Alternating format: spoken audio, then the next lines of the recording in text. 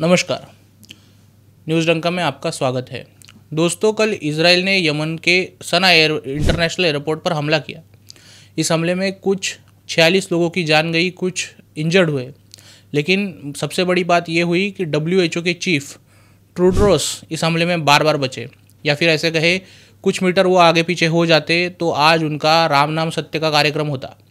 इस हमले में टेड्रोस के हवाई क्रू मेंबर एक सदस्य चोटिल हो गए। तेल अवीव पर यमन द्वारा किए गए हमले का ये हमला एक करारा जवाब था। ऐसे हमले यमन आगे ना कर सके, इसीलिए उसे अपाहिज करने के इरादे से इजराइल ने हमला किया था। और इसी हमले के बीच WHO के अध्यक्ष सना एयरपोर्ट पर दुर्भाग्यपूर्ण परिस्थिति में थे। लेकिन दूसरी ओर तो यूनाइटेड नेशन के महासचिव एंटोनियो गुटेरस ने इस हमले की निंदा कर दी और इस पर खेद व्यक्त किया, जिस पर अब इजराइल के लोग उनसे खफा है। आइए ये पूरी बात हम समझते ऐसा क्यों है। दोस्तों, दरअसल एंटोनियो गुटेरस ने इजरायली हमलों का जिक्र करते हुए यमन के जो सना अंतर्राष्ट्रीय हवाई अड्डा, रेड सी पर बना बंदरगाह और बिजली घरों पर जो हमला हुआ उस पर विशेष रूप से चिंता जताई है। अब आप ये समझिए कि विशेष रूप से चिंता जताई है। साथ ही महासचिव ने यमन और इजराइल के बीच के तनाव पर नाराज़गी भी जताई है। गुटेरस ने हमले के समय WHO के चीफ सना एयरपोर्ट पर मौजूद थे इस वाक़ये का जिक्र करके इजराइल की एक प्रकार से निंदा की है, आलोचना की है। अब आप कहेंगे इसमें गंभीरता क्या है, इसमें गंभीरता से सोचने की बात भी क्या है। तो दोस्तों, सोचने की बात यही है कि यूनाइटेड नेशन का निर्माण ही वैश्विक शांति, सुरक्षा और मानवता की सहायता के उद्देश्य से किया गया था, आतंकियों की सहायता के उद्देश्य से नहीं था। जिस प्रकार से यूनाइटेड नेशन आतंकवादी या आतंकी संगठनों के ऊपर चुप्पी साधे रहता है, उससे वो आतंकवादियों का एक बिना बोले समर्थन करते ही दिखता है। आज जो संयुक्त राष्ट्र के महासचिव आपको यमन पर हुए हमलों के बाद तिलमिलाते हुए नजर आते हैं, वो 7 अक्टूबर के इजराइल पर हमास द्वारा आतंकी हमलों पर कुछ भी नहीं बोले थे। उनकी भूमिका हमास को आतंकी संगठन घोषित करने के विपरीत ही रही है। इतना ही नहीं, यमन के आतंकियों की मौत पर विधवा विलाप करने वाले महासचिव ने हिजबुल्ला ने जब इजराइल पर हमला किया था, आम लोगों पर मिसाइल दागी थी, तब हिजबुल्ला के कान पकड़कर उन्हें सवाल पूछना मुनासिब नहीं समझा था। वही जब इजराइल ने अपने लोगों की सुरक्षा के लिए हिजबुल्ला हो, हमास हो, ईरान, यमन के दांत खट्टे किए, तब एंटोनियो गुटेरस ने शांति की पीपड़ी बजाना शुरू किया। महासचिव की आदेशों से ही चलने वाला यूनाइटेड नेशन पिछले साल से इजराइल के संरक्षणात्मक अभियान को अग्रेसिव हमले के रूप में प्रोजेक्ट कर रहा है। रोना इसी बात का है कि जो लोग अपनी रक्षा के लिए आतंकियों से भिड़ रहे हैं, उन्हें यूनाइटेड नेशन जैसी ऑर्गेनाइजेशन दुनिया भर में विलेन प्रोजेक्ट कर रही है। दोस्तों, इस सब के पीछे का कारण यही है कि इजराइल इतना सामर्थ्यशाली है कि वो अपनी सुरक्षा के लिए UN जैसी संस्थाओं के आगे गिड़गिड़ाता नहीं है, इनके कहे अनुसार चलता भी नहीं है, इनके कहने पर अपने हमले भी रोकता नहीं है। इजराइल ने हमेशा से UN के पक्षपाती नीतियों पर सवाल उठाया है, समान न्याय की बात की है, समान न्याय की मांग की है।